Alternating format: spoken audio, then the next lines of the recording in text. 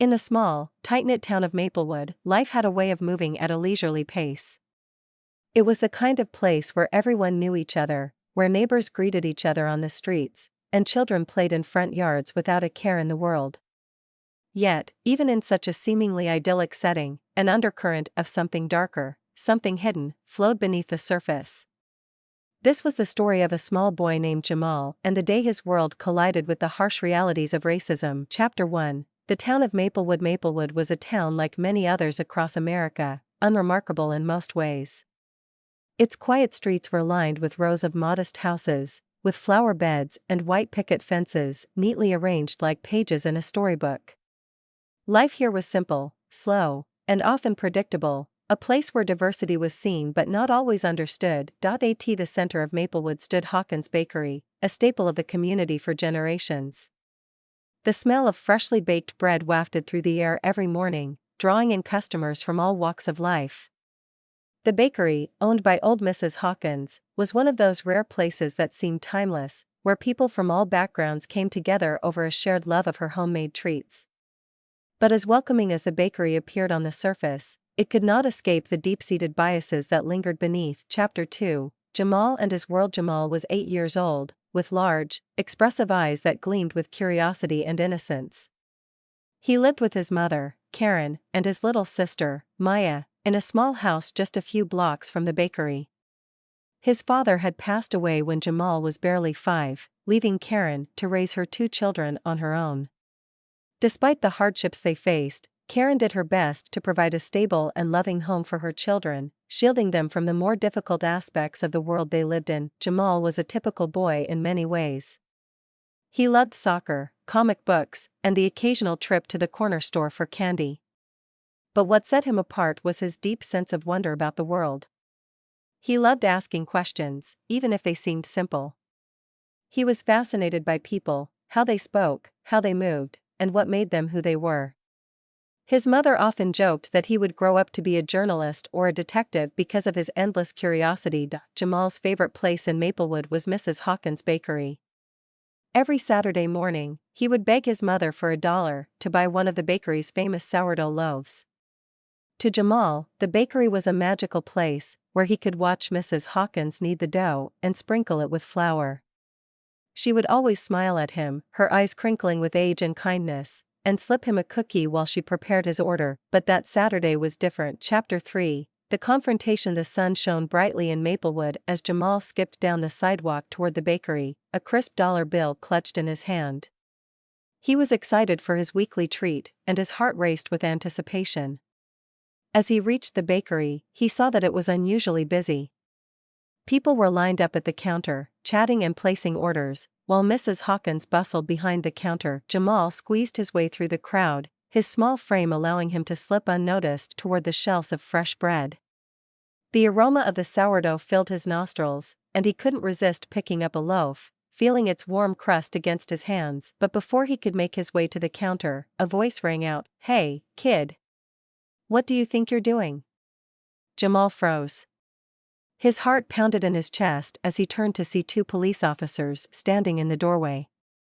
One was tall and thin, with a thick mustache and stern eyes. The other was shorter and stockier, his face a mixture of confusion and authority. Both were wearing the blue uniforms of the Maplewood Police Department, their badges gleaming in the sunlight that streamed through the bakery windows. Jamal felt a lump form in his throat. I am just getting some bread," he stammered, holding up the loaf as if to prove his innocence. The taller officer stepped forward, his hand resting on his belt. "Is that so? You planning on paying for it?" Jamal nodded quickly, his small hand still clutching the dollar bill. "Yes, sir. I have money." The shorter officer exchanged a glance with his partner before stepping closer. "We got a call about a suspicious kid hanging around the bakery," he said, his voice low and authoritative. "You sure you're not up to something?" Jamal's eyes widened in fear. "No, sir. I am not doing anything wrong." The taller officer looked him up and down, his eyes lingering on Jamal's skin, his clothes, the loaf of bread in his hand. "We'll see about that." Chapter 4. The weight of injustice. As the officers questioned Jamal, the bakery fell silent. The customers who had been chatting moments before now watched the scene unfold with wide eyes. Some whispered to each other, while others glanced away, pretending not to see what was happening. Mrs. Hawkins, standing behind the counter, wiped her hands on her apron, her face etched with concern. Jamal stood there, trembling, the loaf of bread still clutched in his hand. He didn't understand why the officers were treating him this way. He hadn't done anything wrong. He just wanted to buy some bread like he did every Saturday. But as he looked into the faces of the officers, he saw something that terrified him: disbelief, suspicion, and something else he couldn't quite place. "Empty your pockets," the taller officer ordered. Jamal's hands shook as he slowly reached into his pockets, pulling out the dollar bill and a crumpled piece of candy wrapper. He held them out for the officers to see, his heart pounding in his chest. The shorter officer snatched the dollar from his hand and examined it as if it were counterfeit. "This all you got?" he asked, his tone dripping with suspicion. Jamal nodded, his voice barely a whisper. "Yes, sir." The taller officer crossed his arms over his chest.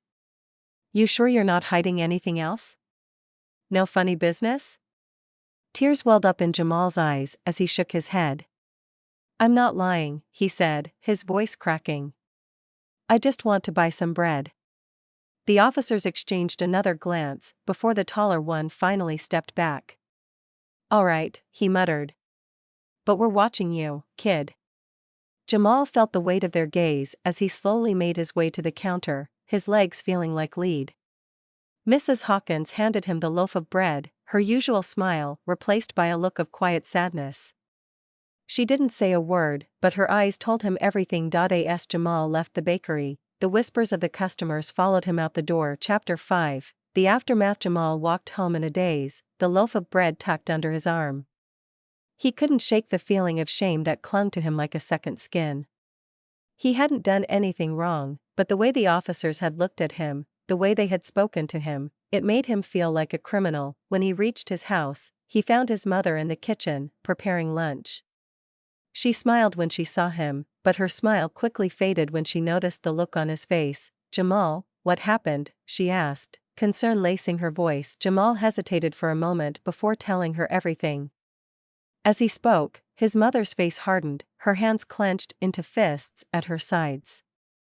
When he finished, she pulled him into a tight embrace, her heart breaking for her son. "I'm so sorry, baby," she whispered, her voice thick with emotion. "I'm so sorry." That evening, Karen made a decision. She couldn't let what had happened to Jamal go unaddressed. She called a meeting with the Maplewood Police Department, demanding answers for the way her son had been treated. Chapter 6, A community divided. News of the incident spread quickly through Maplewood, dividing the town in ways that few could have predicted. Some residents were outraged by the officers' actions, calling for accountability and justice. Others defended the police, insisting that they were just doing their job and that Jamal had been in the wrong place at the wrong time. The tension in the town grew with each passing day.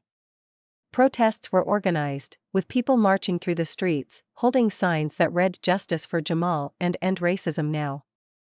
At the same time, counter-protests sprang up, with others claiming that the police were being unfairly vilified. Maplewood, once a peaceful town, had become a battleground for issues that had been simmering beneath the surface for years. The bakery incident had exposed the deep divisions within the community, forcing everyone to confront the uncomfortable truths about race, privilege, and justice. Chapter 7, Jamal's voice amid the chaos. Jamal struggled to make sense of what had happened. He had always believed that the world was a fair place, where people were judged by their actions, not by the color of their skin. But the bakery incident had shattered that belief, leaving him with a deep sense of anger and confusion. With his mother's support, Jamal began to speak out about what had happened to him. He wrote letters to the local newspaper, sharing his story and calling for change. He stood alongside protesters, holding a sign that read, "I am more than my skin." Jamal's voice, small as it was, began to make an impact. People started to listen. His story became a symbol of the larger struggle for racial justice in Maplewood, inspiring others to speak out and demand change. Chapter 6, A Community Divided, continued. The meeting between Karen and the Maplewood Police Department was set for a Tuesday afternoon at the town hall. Karen walked into the room with her head held high, but inside, she was nervous. She knew that this wasn't just about Jamal, it was about every child like him who had ever been looked at with suspicion because of the color of their skin. The meeting was attended by the police chief, the two officers involved in the bakery incident, and a small group of concerned citizens, including a few members of the town council. The police chief, a man in his 50s with a graying beard, sat at the head of the table. He cleared his throat and gestured for Karen to take a seat. "Mrs. Johnson," he began, "we understand that you're upset about what happened to your son, and we want to address your concerns." Karen glanced at the two officers who had confronted Jamal in the bakery. They both avoided her gaze, their faces expressionless. "I'm not just upset," Karen said, her voice steady but firm. "I'm outraged. My son was treated like a criminal for simply trying to buy a loaf of bread.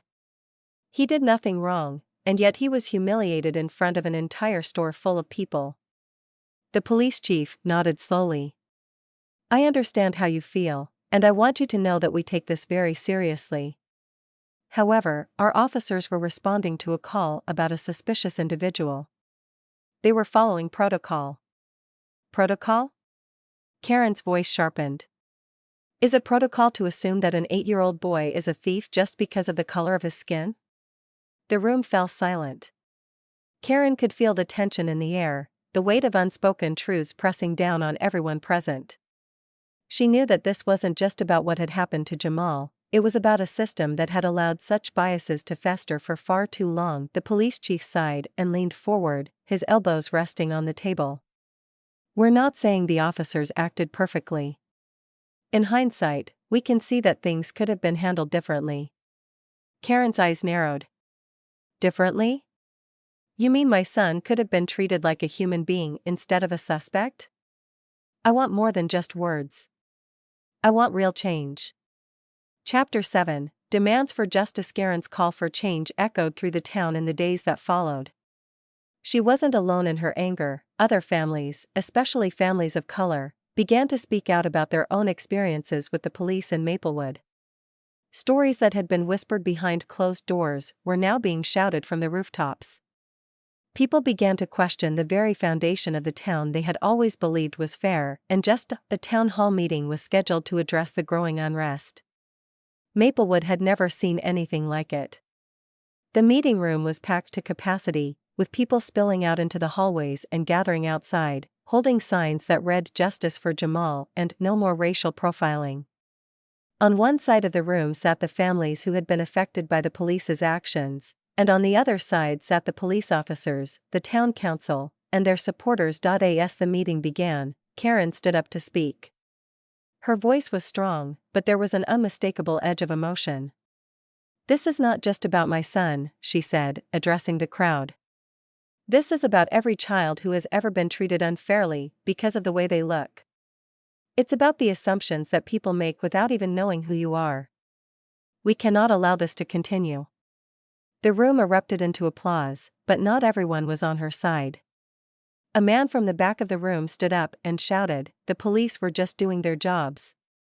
If you people don't like it, maybe you should stop causing trouble." Karen's heart pounded in her chest, but she refused to back down. "This isn't about causing trouble," she replied, her voice firm. "This is about making sure that no child, no person, has to live in fear of being unfairly targeted because of their skin color. We all deserve to be treated with respect and dignity." The man scoffed and sat back down, but the tension in the room was palpable.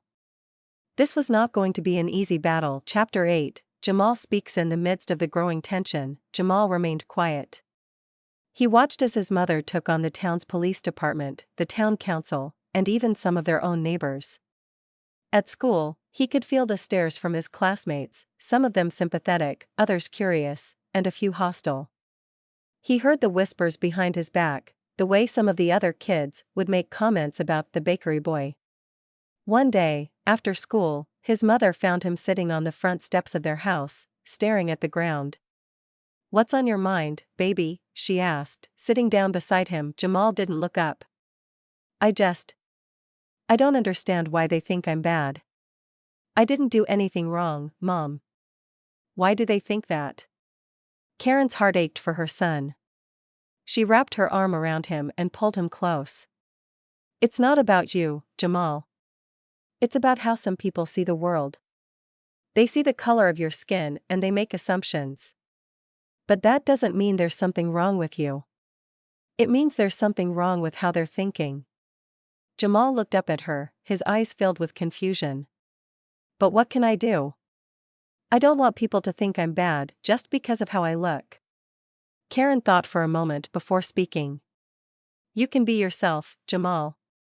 You can show them that you are kind, that you are smart, that you are good. You can speak up when things aren't right.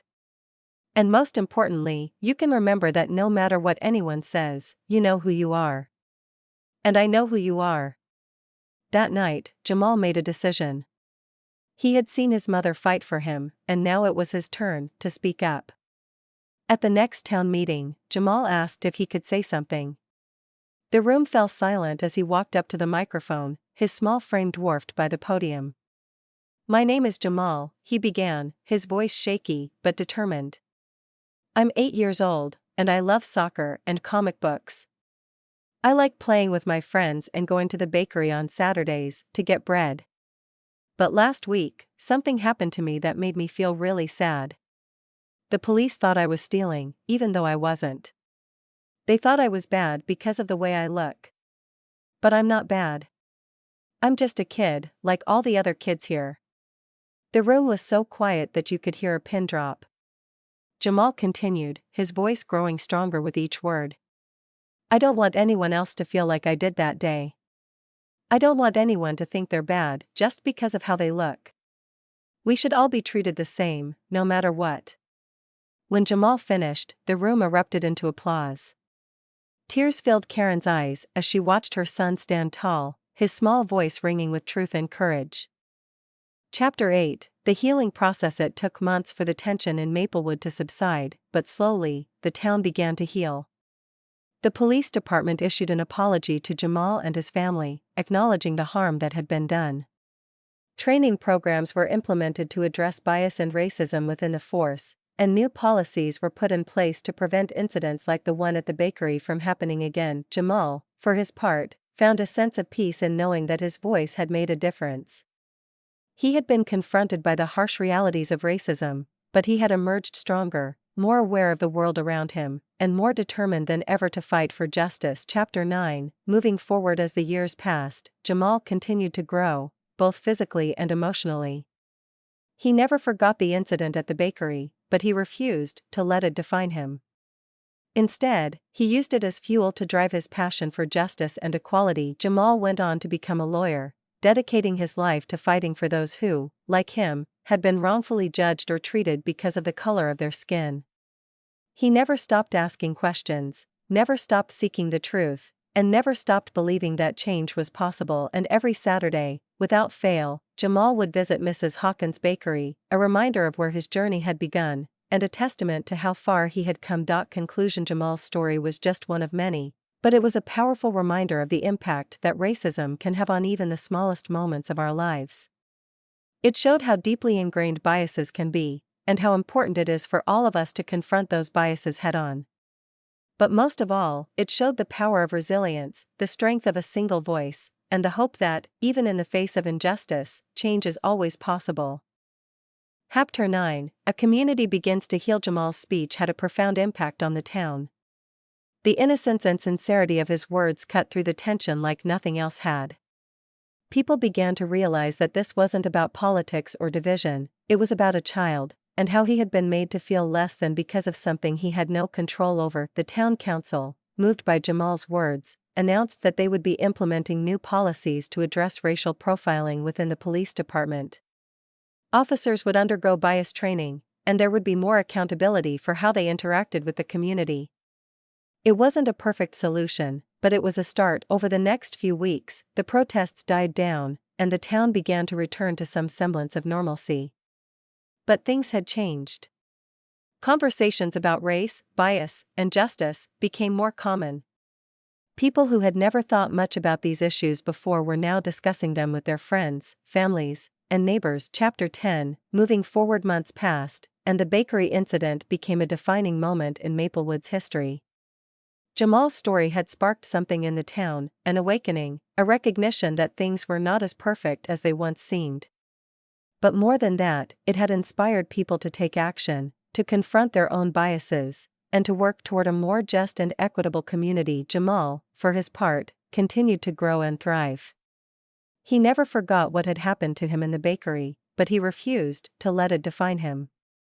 Instead, he used it as a source of strength, a reminder of the importance of standing up for what was right. Every Saturday, Jamal still visited Mrs. Hawkins' bakery, the place where it had all begun.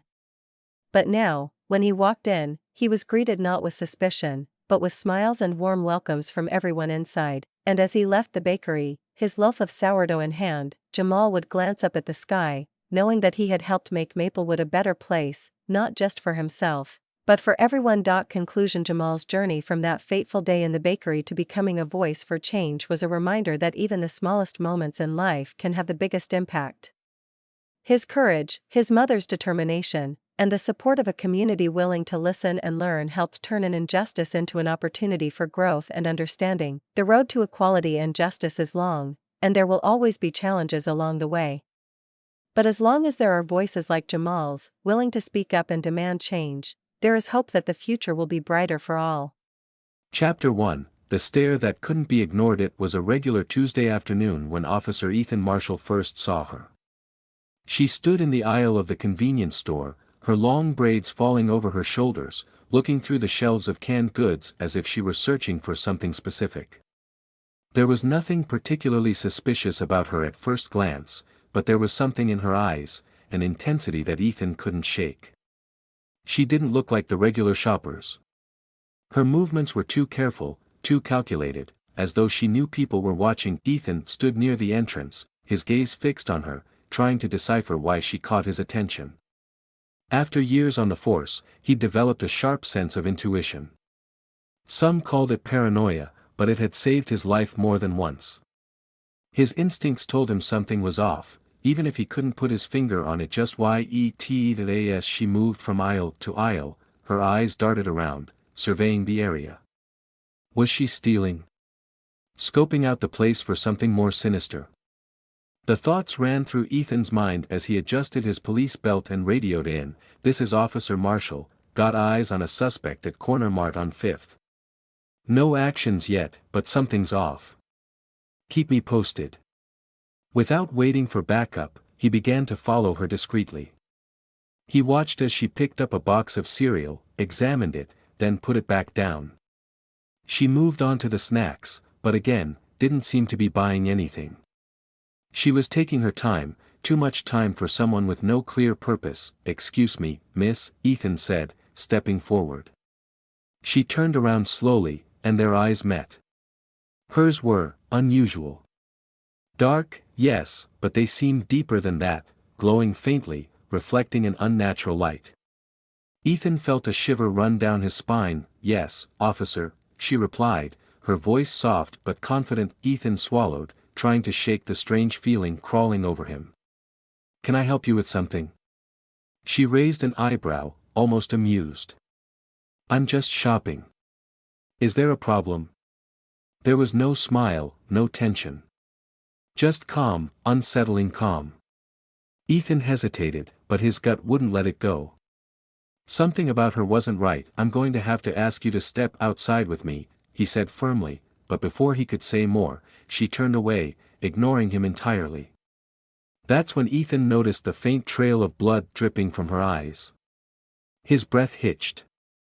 It wasn't a lot, just a few drops, but the sight of it stopped him cold. She was crying blood. Chapter 2, The woman with the red eyes. Back at the station, Officer Marshall couldn't stop thinking about her. He had followed her out of the store, but she had disappeared into the crowd as if she were never there. No one else seemed to notice the blood or the eerie way she carried herself. When backup finally arrived, she was gone. Ethan sat at his desk, pulling up the surveillance footage from the store. He needed to see her again, make sure he wasn't losing his mind. As the footage played, there she was, moving down the aisles, calm, focused.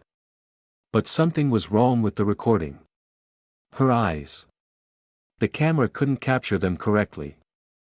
They were just dark blurs, flickering every few frames as though the camera couldn't keep up with whatever was behind them. What the hell, Ethan muttered under his breath, leaning closer to the screen. He replayed the footage over and over, watching her movements carefully. She never looked directly at the camera, but her presence was undeniably unsettling. "Marshall," a voice called from behind, snapping him out of his trance. Officer Jennings, one of his colleagues, stood there, arms crossed. "You good? You've been staring at that screen for hours." Ethan shook his head, trying to clear the fog that had settled over him. "Yeah, just trying to figure something out." Jennings glanced at the screen, then back at Ethan. "You still on about that girl from the store? Come on, man. Maybe you just need some rest. You've been working a lot lately." But Ethan couldn't let it go. He couldn't shake the image of her eyes. That wasn't normal. No one cries blood, and certainly no one just disappears into thin air. "I don't know what's going on," Ethan admitted. "But I've got a bad feeling about this." Jennings sighed, clapping him on the back. "Take it easy, Marshall. Sometimes our minds play tricks on us. If she's really a problem, she'll pop up again." But Ethan wasn't so sure. Chapter 3. The following days turned into weeks, but the memory of the woman with the bleeding eyes lingered in Ethan's mind. He couldn't forget her, couldn't let go of the strange feeling she had left behind. He began to see her everywhere, on the streets, in the grocery stores, in the faces of strangers. Sometimes, he would catch a glimpse of her in his rearview mirror, standing on the sidewalk, watching him with those unnerving eyes that he followed up with local reports, searching for any sign of unusual activity or missing persons that might be connected to her. But there was nothing. It was as if she didn't exist. Then one evening, as he was leaving the station after a long shift, Ethan saw her again. She was standing under the streetlight across the road, her eyes glowing faintly in the dark. He froze, his heart pounding in his chest.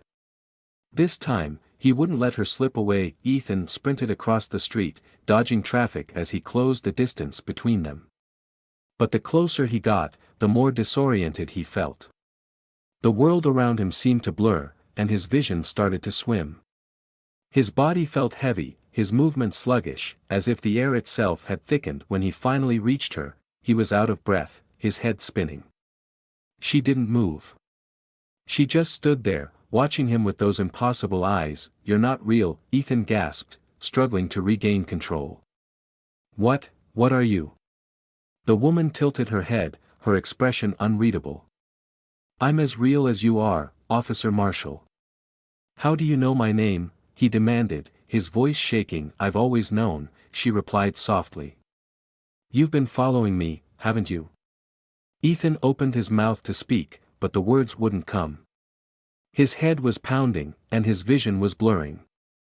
The world around him began to distort, and for a moment, he thought he was losing consciousness. But before he could collapse, she reached out and touched his arm. The pain stopped. The world snapped back into focus. And Ethan realized he wasn't on the street anymore. Chapter 4. A forgotten truth. Ethan found himself standing in a dark, cold room. The walls were made of stone, and the only light came from a small window high above. He turned around, searching for the woman, but she was nowhere to be seen. Panic surged through him as he tried to understand what was happening. Where was he? How did he get here? Suddenly, the woman's voice echoed through the room. "Do you remember now?" Ethan spun around, trying to find the source of the voice. "Remember what? Where am I? What is this place?" The woman's voice grew softer, almost sympathetic. "This is where it all began, Officer Marshall. This is where you made your choice." Ethan's heart raced as memories flooded his mind, memories he had long buried. He remembered the night, years ago, when he was still a rookie cop. There had been a raid, a sting operation in a rundown part of the city. The suspects were dangerous, armed, and unpredictable, but there had been a mistake. Ethan had fired his gun too soon, hitting an innocent bystander. A young black woman. She had died in his arms, her blood soaking his uniform, her eyes staring up at him, wide with fear and confusion that it had been ruled an accident. Ethan had been cleared of any wrongdoing. But the guilt had never left him. He had tried to forget, tried to move on, but the memory of her eyes haunted him every night. And now, standing in this strange room, he realized why the woman in the store had seemed so familiar. She had the same eyes. "You can't run from the truth forever," the woman's voice whispered, her presence surrounding him. "You have to face what you did." Ethan sank to his knees, tears streaming down his face. "I didn't mean to. I didn't mean to kill her. It was an accident. I swear," but the woman's voice was unrelenting.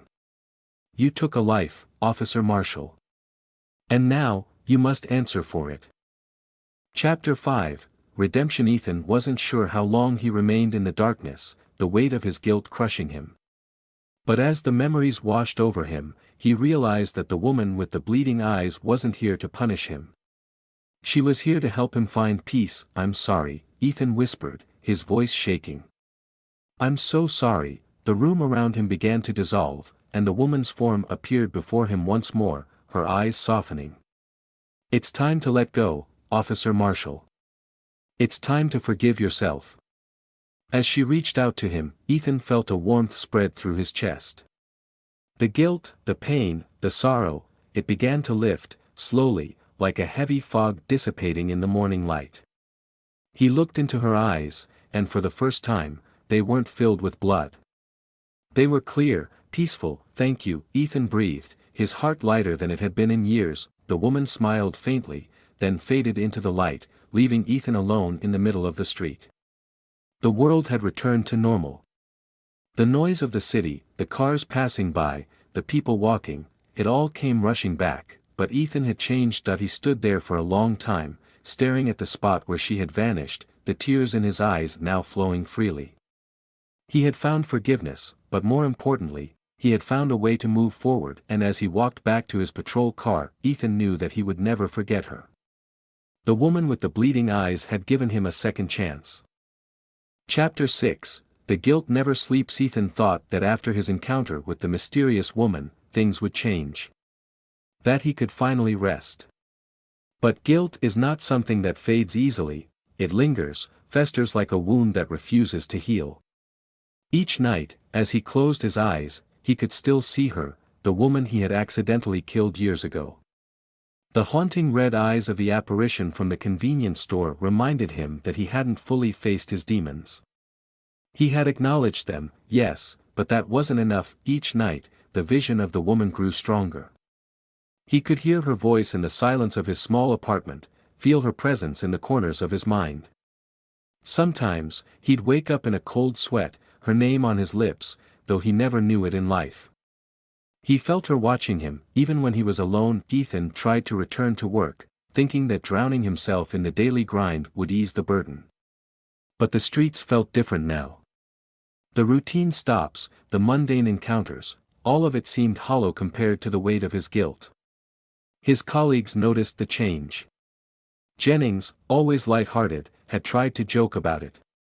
"Marshall, you look like you've seen a ghost, man. Snap out of it." But Ethan couldn't laugh anymore.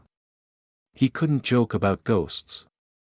Because the ghost of that woman was very real to him. Chapter 7, A New Investigation. One afternoon, after a particularly rough shift, Ethan sat alone in the precinct, nursing a cup of coffee that had long since gone cold. The precinct was mostly empty now, the quiet hum of computers the only sound. That's when Officer Jennings sat down across from him, his face uncharacteristically serious. "You okay, Marshall?" Jennings asked. "You've been off ever since that incident with the woman at the store. What's going on?" Ethan shook his head, unable to find the words to explain the turmoil inside. How could he tell Jennings the truth? How could he explain the visions, the guilt, the impossible feeling that someone, something, was watching him from the other side? but then Jennings said something that caught Ethan completely off guard. "Do you remember that woman from the store?" Jennings asked, his tone low. "The one you said had the strange eyes?" Ethan nodded, his heart pounding in his chest. "She's not the only one," Jennings continued, leaning in closer. "We've been getting reports from other officers. People around the city are starting to see things, people with red eyes, bleeding. Some say they feel watched. It's not just you, man. Something weird is going on." Ethan sat up straighter, his pulse quickening. Could it be? Could there be more like her out there? Was this connected to his guilt, or was it something much larger? Who else? Ethan asked, his voice barely above a whisper. "Couple of officers from the 5th Precinct reported seeing someone just like her last week," Jennings said.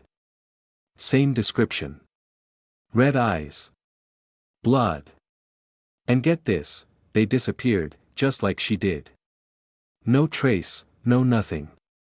A chill ran down Ethan's spine. This was no longer just his personal nightmare. Something bigger was happening. Chapter 10, The Confrontation. Ethan and Jennings drove to the outskirts of the city, following the trail of reports that had led them to the abandoned facility. The building loomed ahead of them, its windows dark and shattered, the air thick with the smell of decay. This was the place where it had all begun. As they entered the facility, the atmosphere shifted. The temperature dropped, and Ethan could feel a presence watching them. The walls were covered in old, faded posters and strange symbols. The air felt heavy, like it was pressing down on them, suffocating. Then, in the dim light of the hallway, they saw her. The woman with the bleeding eyes stood at the far end of the corridor, watching them silently. She didn't move, didn't speak. She just stared, her red eyes glowing faintly in the darkness. Ethan's heart raced, but this time, he wasn't afraid. He understood now. She wasn't here to harm him. She was a victim, just like the others. "I'm sorry," Ethan said, his voice trembling. "I didn't know. I didn't understand." The woman's expression softened, and for the first time, she spoke. "None of us did." Ethan took a step forward, but the woman held up her hand, stopping him. "This isn't your fight anymore, Officer Marshall. You can't save us. But you can make sure this never happens again." Tears welled up in Ethan's eyes as the weight of her words hit him. He couldn't undo the past, couldn't fix what had been done to her and the others. But he could expose the truth. He could make sure the world knew what had happened here. "I will," Ethan whispered. "I'll make sure they know." The woman nodded, her eyes glowing one last time before she turned and disappeared into the darkness, leaving Ethan and Jennings alone in the cold, empty facility. Chapter 11, The Truth Comes to Light. Back at the precinct, Ethan and Jennings worked tirelessly to compile the evidence they had uncovered. The documents, the footage, the testimonies from witnesses, it was all there, laid out in black and white. The truth about the government experiments, the red-eyed survivors, and the cover-up that had kept it all hidden for so long. It wasn't easy. There were forces working against them, people who didn't want the truth to come out. But Ethan was determined. He had seen too much, experienced too much, to let this go. He wouldn't let these people be forgotten. The story broke wide open a few weeks later. Newspapers, TV stations, and online platforms were flooded with headlines about the Red Eyes conspiracy. The public was outraged, demanding accountability from those responsible. Investigations were launched, and the abandoned facility was finally sealed off for good. But for Ethan, it wasn't about the headlines. It wasn't about the fame or the recognition. It was about her, the woman with the red eyes, the one who had changed his life forever.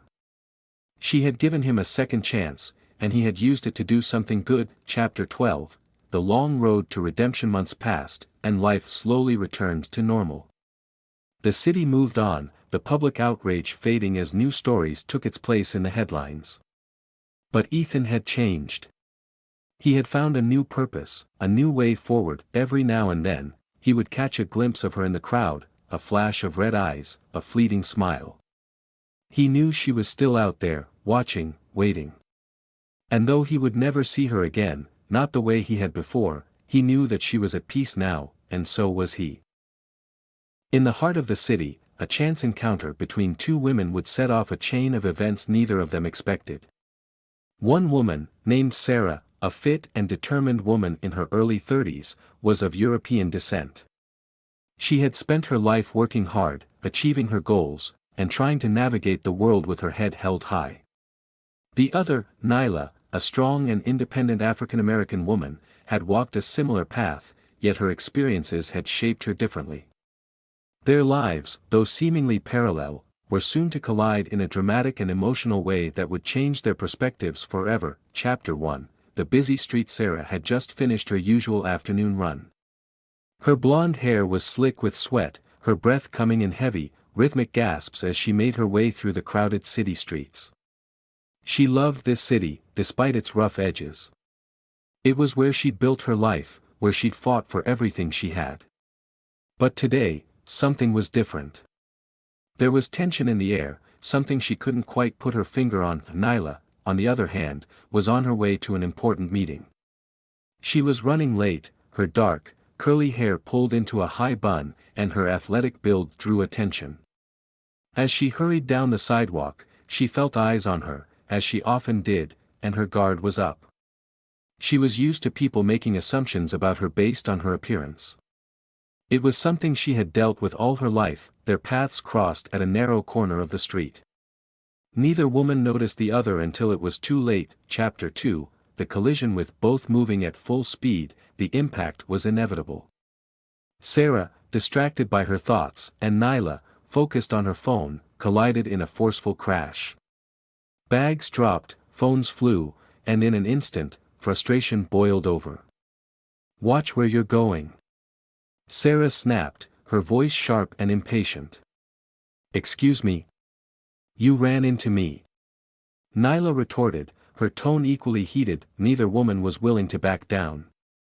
It was a minor accident, but the tension between them escalated quickly. Sarah's frustration from her day, combined with her own underlying prejudices she wasn't fully aware of, surfaced. Nyla, always on guard, felt the sting of those unspoken judgments and responded defensively. "Typical," Sarah muttered under her breath, thinking Nyla wouldn't hear, but Nyla heard. And that single word set her off. "What did you just say?" she demanded, stepping closer to Sarah, her fists clenched. Years of dealing with subtle, and not so subtle, racism fueled her anger. Sarah, realizing she had crossed a line, hesitated but couldn't bring herself to apologize. "I didn't mean it like that," she said, though the words felt hollow. "You think I don't know what you meant? You don't know anything about me," Nyla shouted, her voice shaking with a mixture of anger and hurt. The argument grew louder, drawing the attention of passers-by. Some stopped to watch, others kept walking, but in the chaos of the moment, neither woman noticed the flashing lights of a police car pulling up to the curb. Chapter 3, the intervention. Two officers stepped out of the car. Officer Daniels, an older, calm man, and Officer Martinez, a younger, more impulsive cop, approached the women, trying to assess the situation. The argument was still in full swing, with Sarah and Nyla hurling accusations at each other. "Ma'am, we need you both to calm down," Officer Daniels said, his voice firm but kind. "She started it," Sarah said, pointing at Nyla. "I started it? You ran into me." Nyla shot back, her arms crossed defensively. Officer Daniels held up his hand, silencing both women. "I don't care who started it. What's important now is that we resolve this peacefully. We're not here to take sides. We're here to help." Officer Martinez, less patient, stepped forward. "You both need to cool it, or we're taking you in for disturbing the peace." That threat hung in the air, and for the first time, both women seemed to realize how out of control the situation had gotten. They stood there, breathing heavily, the adrenaline slowly wearing off. Officer Daniels, seeing the tension begin to ease, spoke again.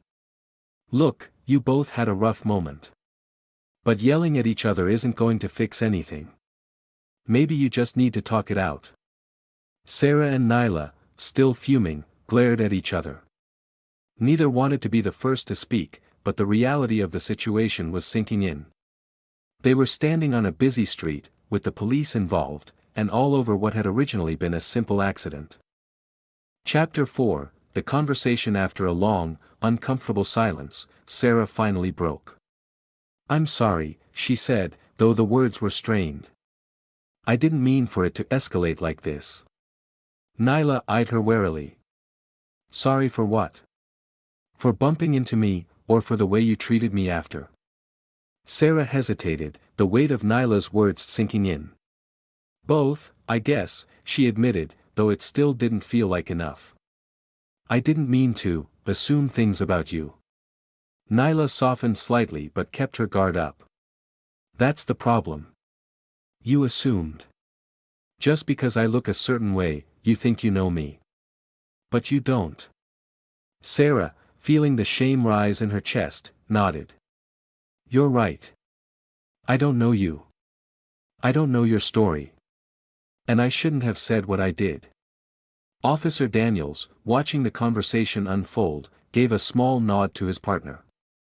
"We'll give you 2 minutes," he said, motioning for Officer Martinez to follow him back to the CAR.as. The officers stepped away, the street seemed quieter, the noise of the city fading into the background. Sarah and Nyla stood there, 2 strangers who had started off on the wrong foot but were now facing the uncomfortable truth about themselves and each other. Chapter 5, Shared Stories. Nyla took a deep breath, her anger finally subsiding. "You know, it's not easy walking around feeling like people are always judging you. It's exhausting." Sarah looked down at her feet, feeling a pang of guilt. "I can't imagine what that's like," she said honestly. "I've never had to deal with that." Nyla nodded, appreciating Sarah's honesty. "It's not something I want to have to think about all the time, but it's always there. And when someone like you, when you make assumptions about me, it just brings all of that back." "I get it," Sarah said softly. "I really do. And I'm sorry for adding to that. I've never thought of myself as, well, you know, but I guess that doesn't matter if I'm still making people feel that way." Nyla studied her for a moment, then let out a sigh. "It's hard. I get frustrated too. I shouldn't have reacted the way I did. I've just been dealing with a lot lately, and when you said what you said, it just hit a nerve." Sarah looked up, meeting Nyla's eyes for the first time since their argument began. "We all have stuff we're dealing with," she said. "But that doesn't mean we should take it out on each other." Nyla nodded, a small smile tugging at the corners of her mouth. "Yeah, you're right." Chapter 6, A new understanding. The tension between them had lifted, replaced by a tentative understanding. They didn't know each other's full stories, but they had taken the first step towards seeing each other as more than just strangers on the street. The police officers, having watched from a distance, approached again. "Everything good here?" Officer Daniels asked. Sarah and Nyla exchanged a glance before both nodded. "Yeah, we're good," Nyla said. Officer Daniels smiled. "Glad to hear it. Remember, it's easy to get caught up in the moment, but it's always better to talk things through." As the officers walked back to their car, Sarah turned to Nyla.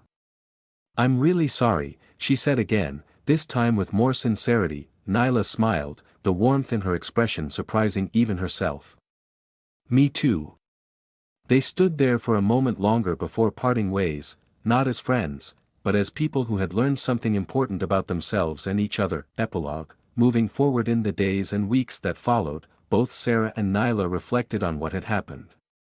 They didn't run into each other again, but the encounter stayed with them. It was a reminder that, despite their differences, they were both just trying to make their way in the world, dealing with their own struggles and challenges, and sometimes, all it took was a moment of understanding to turn a conflict into a connection, however brief it might be. The city continued to bustle around them, but for Sarah and Nyla, that one moment of misunderstanding had become a lesson in empathy, reminding them both that the world was a little more complicated than they had once thought. Chapter 7, Reflection and Growth. In the days following their intense confrontation, both Sarah and Nyla found themselves replaying the incident over and over in their minds. The city had returned to its usual pace, and life moved on. But for these two women, something had shifted. The raw emotions, the argument, the reconciliation, each of these moments lingered like an unfinished conversation. For Sarah, the encounter was a wake-up call. She hadn't realized how deeply ingrained her assumptions about people were. Sure, she prided herself on being open-minded, on treating people fairly, but Nyla's words had exposed a blind spot. She couldn't shake the feeling of guilt that came with recognizing her own flaws. On her morning runs, she started to notice things she hadn't before. She noticed the way people of different races and backgrounds seemed to move through the city in invisible lines, barely intersecting unless by accident. She realized that her own experiences, while valid, were not the universal standard.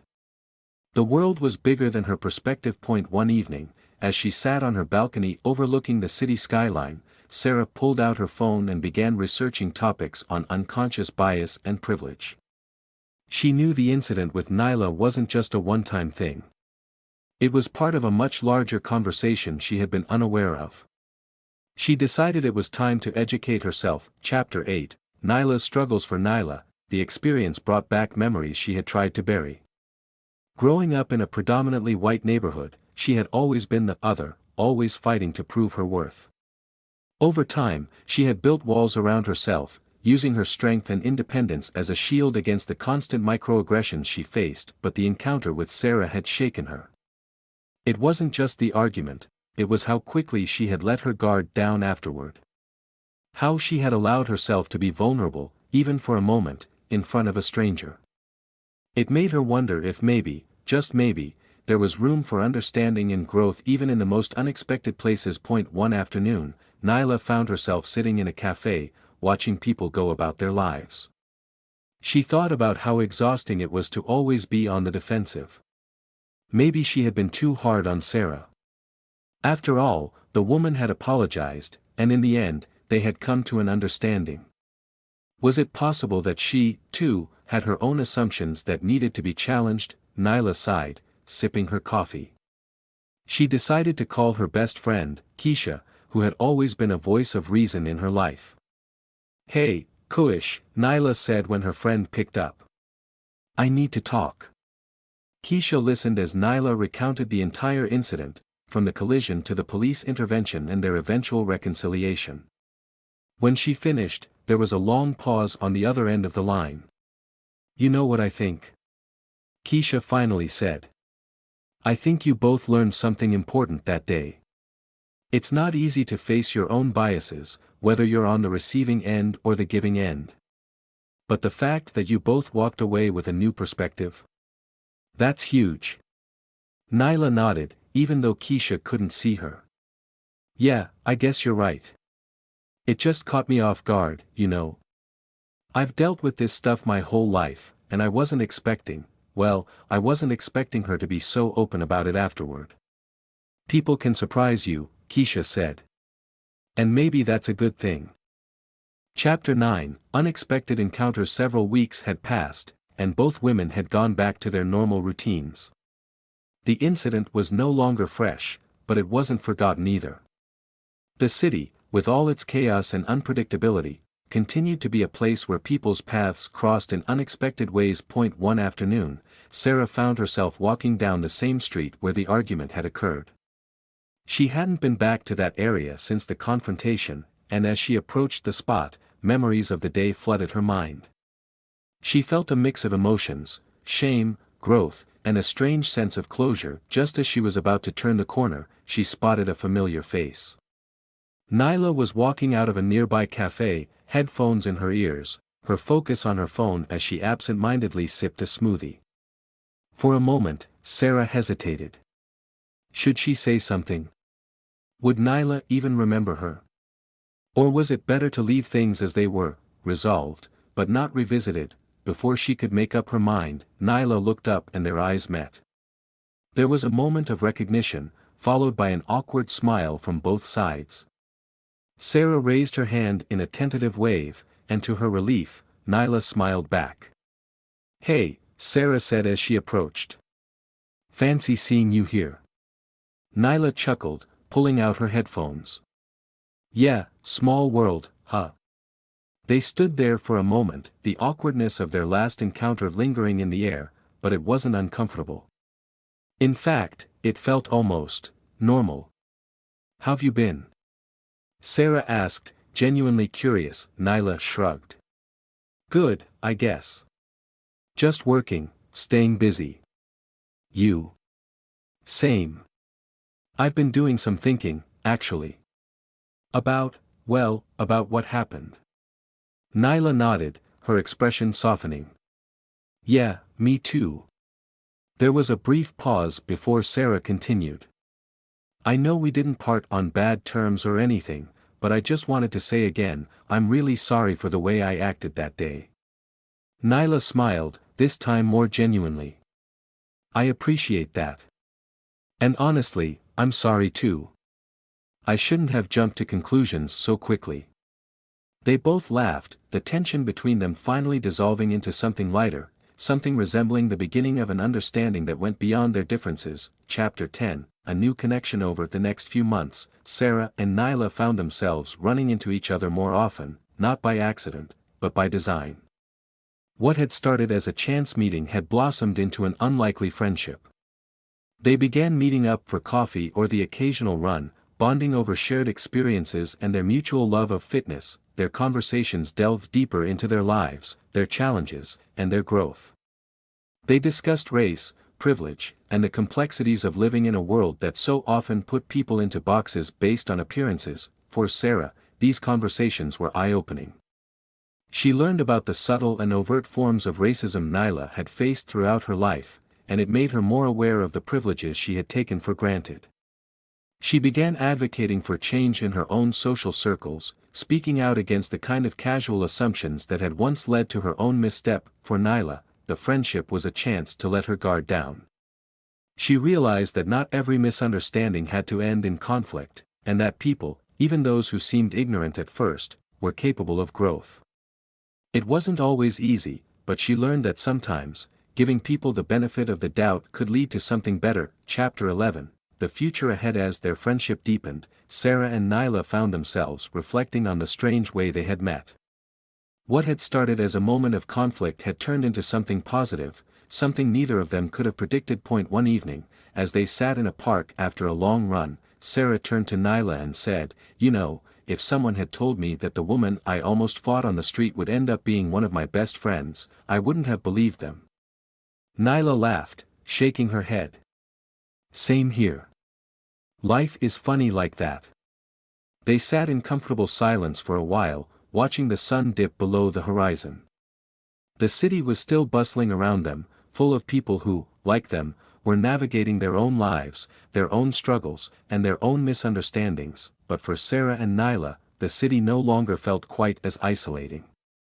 They had found a connection where they least expected it, and it had made the world feel a little bit smaller, a little bit kinder. As they stood to leave, Nyla glanced at Sarah with a smile.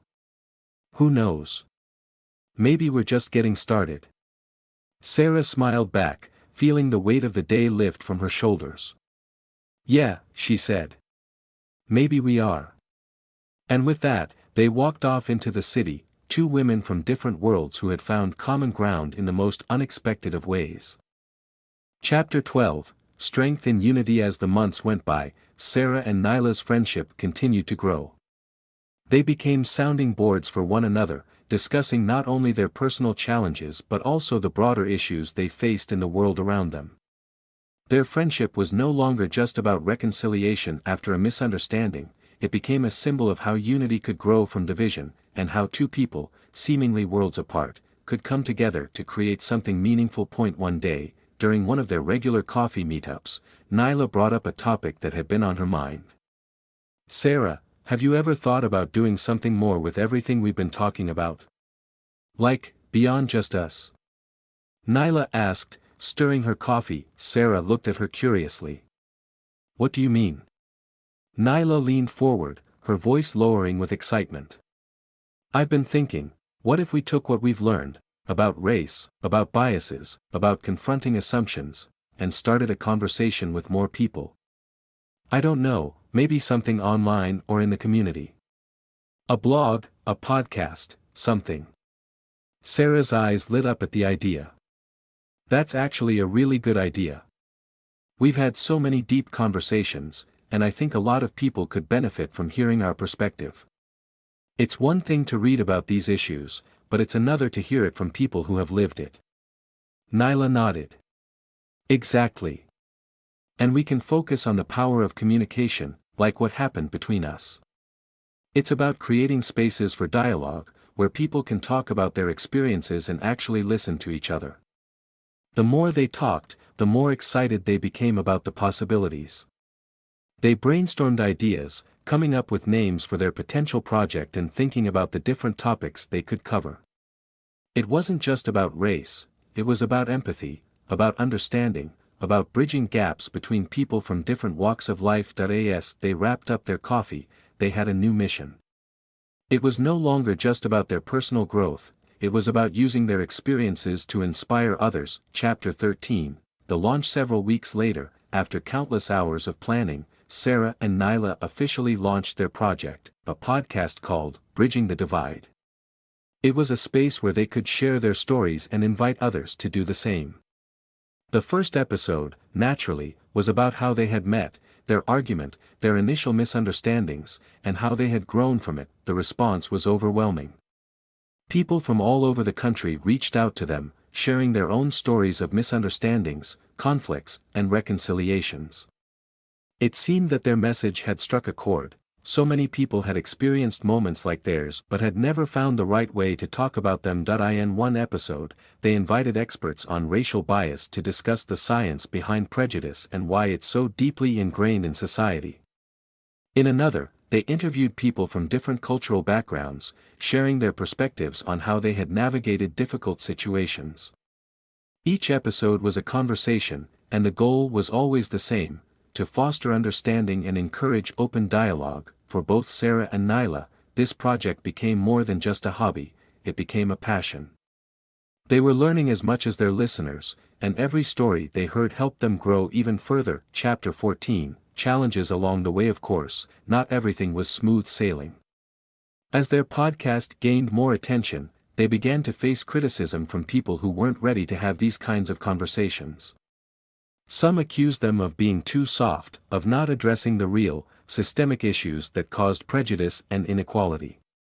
Others claimed they were being too idealistic, that one conversation couldn't fix the deep-rooted problems in society. But Sarah and Nyla were undeterred. They knew that real change didn't happen overnight. It happened through countless small actions, through the kinds of conversations they were encouraging. And even if they could change the mindset of just a few people, they believed it was worth it. At one point, they hosted a live event where listeners could come and meet them in person. The turnout was far beyond what they had expected. People from all walks of life showed up, eager to share their stories and connect with others who were trying to do the same. At the end of the event, Nyla stood up to give a closing speech. She looked out at the crowd, feeling a deep sense of gratitude. This all started with a misunderstanding, she began, her voice steady and strong. But what that experience taught me is that we all have the capacity to grow. We all have the power to change the way we see the world, if we're willing to listen. And today, looking out at all of you, I know that this is just the beginning. The room erupted in applause, and as Sarah joined Nyla on stage, they exchanged a look that said more than words ever could. They had started something special, something bigger than either of them had ever imagined. Chapter 15, the ripple effect. Over time, Bridging the Divide became more than just a podcast. It evolved into a movement. Schools reached out, asking Sarah and Nyla to speak to students about empathy and communication. Companies invited them to host workshops on bias and inclusivity. They were making a tangible difference in the world, one conversation at a time. For Sarah, this journey had opened her eyes to a reality she had never fully understood before. She had grown up in a world where her experiences were seen as the norm, but now she realized how limited that perspective had been. Working alongside Nyla, she had learned to listen more, to question her assumptions, and to be more open to the experiences of others. For Nyla, the journey was equally transformative. She had always been a fighter, someone who stood her ground in the face of injustice. But through this project, she had learned that there was power in vulnerability, too. Opening herself up to these conversations had allowed her to connect with people in ways she never thought possible. Together, they had created something that had the power to change lives. And while they knew they couldn't fix all the problems in the world, they had learned that sometimes, the most important changes start with something small, a conversation, a moment of understanding, a willingness to listen. Epilogue. The legacy. Years later, Sarah and Nyla still found themselves reflecting on the day they had collided on that busy city street. It was a day that had started with anger, frustration, and misunderstanding. But it had led them down a path that neither of them could have predicted, a path of growth, of friendship, and of creating change. Bridging the Divide continued to grow, reaching new audiences and sparking conversations in communities around the world. It had become more than just a podcast, it was a movement for empathy, for understanding, and for breaking down the barriers that divided people. And as Sarah and Nyla sat together, watching the latest episode of their show go live, they couldn't help but smile. They had come a long way from that heated argument on the street. They had taken a moment of conflict and turned it into something powerful, something lasting. That in the end, they had learned that the real power didn't come from being right. It came from being willing to listen, to grow, and to understand. And that, they both knew, was the kind of power that could change the world.